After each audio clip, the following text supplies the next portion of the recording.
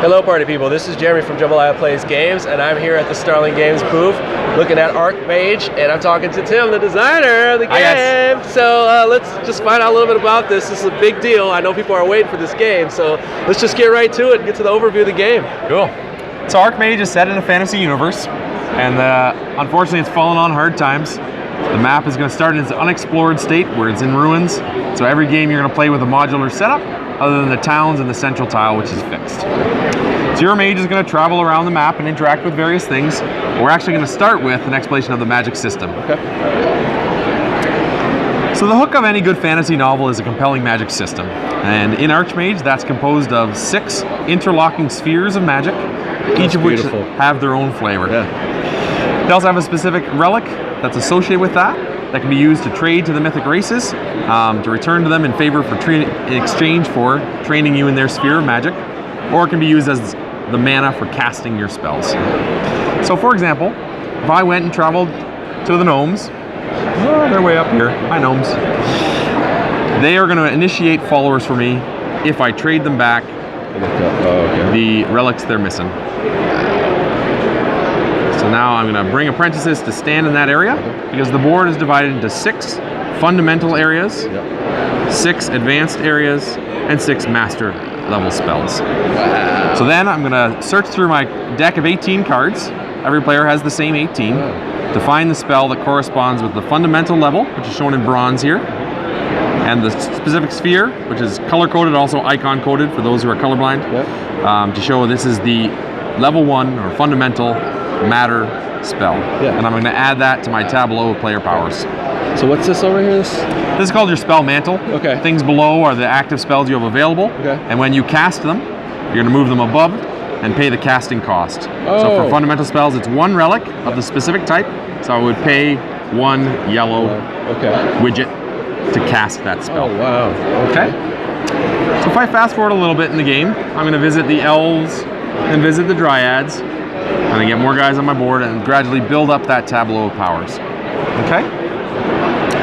But being a human mage, I'm not real content to play with the scraps of magic that the mythic races have left me. At some point I'm going to return to my tower and start to build new, more powerful spells. So the way that works is I'm going to force my apprentices into a duel. 2 adjacent apprentices can come in. 1 gets kicked back to my company, and the other one's going to stay there as a placeholder and be an advanced mage for a new fancy yellow-green spell that combines both spheres of magic. Okay? Similarly, I combine yellow and purple and create a advanced level yellow-purple spell. Oh, wow. Okay? The trick being, if I ever abandon a spell area on my board, I have to give that card up out of my, so I no longer have the fundamental purple, because there's no guy standing there on my board. Oh, wow, okay. So there becomes this tension of, do I want to continue to duel these to higher and higher levels and get more powerful spells? I can go all the way up to this 3rd level yellow spell, which is more powerful, but at the expense of diversity, because I no longer have guys there. These would come back to my deck. Okay. Oh, wow. Okay. So wow, this is amazing. What weight is this game? Because it seems like it's a pretty heavy game. Man. Yeah. Currently, I think it's a 3.6 on BGG. Yeah. So it's that heavy side of medium. Okay. And then there's elements on the map as well. So let's go ahead and head over to the map. Okay. So on your actual turn, you're going to have 5 movement points to spend and move your mage around the map. So I can spend 1 simply to move. I can spend 1 to explore. And as soon as I do that, I can place a follower from my company out onto that space to show my order of mages now controls that. And I'll get a quick exploration bonus, which you see on the left here, of 1 green seed relic. Slide in there. So that's a one-time bonus as I find it to encourage exploration. Okay. Furthermore, I can use movement points to attack. So the combat's very simple. I spend 1 movement point and I kill this guy. Okay.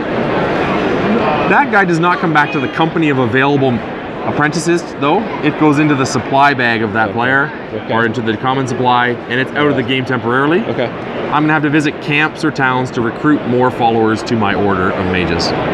Okay. It also introduces the 6th relic of the game, which is blood. Blood is not found on the map. When I kill you, I get a blood, and the person who gets killed gets a blood. And that fuels the red school of magic, was the catch-up mechanic in the game. Okay. Which is offensive spells to allow you to push back on the map if you're getting beat down. Oh.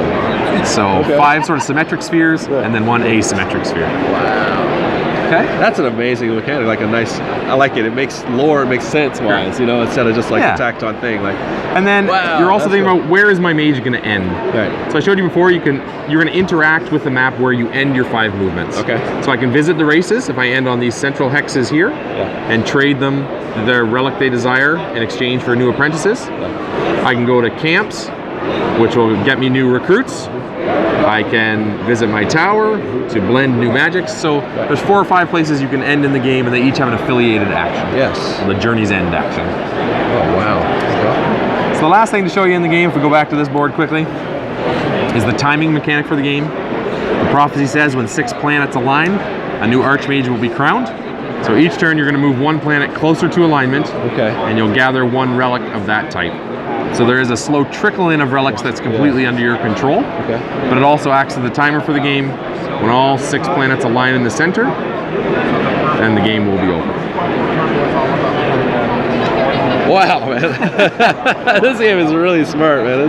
It's got a lot of new elements for people to kind of check out. So how long is this game in development? How long was this on the board, man? So for 4 years I worked on this game, and now it's been a year since the Kickstarter, so total 5 years this has been in the pipe.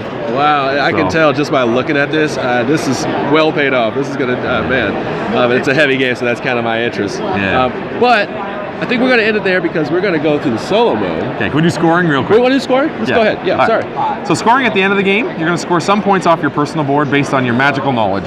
So it's hard to be the Archmage without being a knowledgeable guy. So for each fundamental spell you know, you're going to get 1 point. 2 points for each advanced, and 4 points for each master. Then there's also scoring on the main board. And that's an area majority. It's an area majority, So there's 5 different colors of tiles in the wilderness. So if I have the most mines at the end of the game, I'm going to score 2 points. The most libraries, 2 points. The most crypts, ruins, groves, 2 points. So shared scoring between your personal board and the common board. Yeah, this is a fantastic game. I'm really impressed with it. The cards even address the color blindness, which is important too. That's a really big vocal audience, and I'm glad it's being addressed. I should say the icons are also present on this board. So within the wells here, these are recessed wells where your cubes can sit. There's also the icons for bones or gems or blood. So you know what you're dealing with, even if you're colorblind. Well, thank you so much for showing us this game. We're going to have another video that features the solo game. So we're going to come right back. Once again, this is Archmage from Starling Games and Tim Heerema. All right, guys. That's Jeremy from Jambalaya Plays Games. We're here at Origins. Stay tuned for more coverage. I'm loving this game. Hopefully you like it too. And here we go. We're going to come right back.